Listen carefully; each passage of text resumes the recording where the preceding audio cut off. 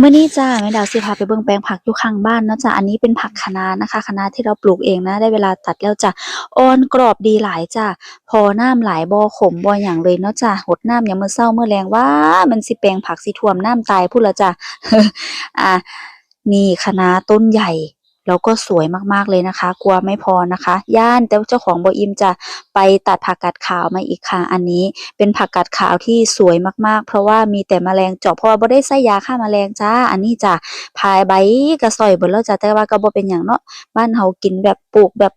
แนวอยู่แนวกินเองจ้ะบ่ใส่ยาฆ่าแมลงบ่ใส่อิหยังใส่แต่ปุ๋ยคอกปุ๋ยหมักบ้านเฮานี่แหละจ้ะเสร็จแล้วเราก็มาล้างทำความสะอาดก่อนที่เราจะเอาไปผัดนะจ๊ะอันนี้อ่ะเปิดน้ำล้างทำความสะอาดน้ำประปาอยู่บ้านก็ดีอยู่จ้ะช่วงนี้นะฝนบ่ตกน้ำก็บ่ค่อยเป็นสีน้ำตาลปานใดจ้ะ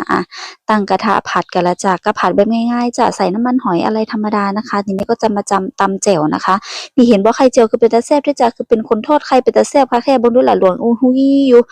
มาแต่งปลาข้าวจ้าอันนี้กระทะผู้นั้นผู้นี้เฮ็ดนั่นเฮ็ดนี่แล้วแต่งปลาข้าวท่านะจ้ะได้เวลากินข้าวเฮาก็มากินข้าวจ้ะแนวอยู่แนวกินยามมื้อแลงก็ประมาณนี้แหละจ้า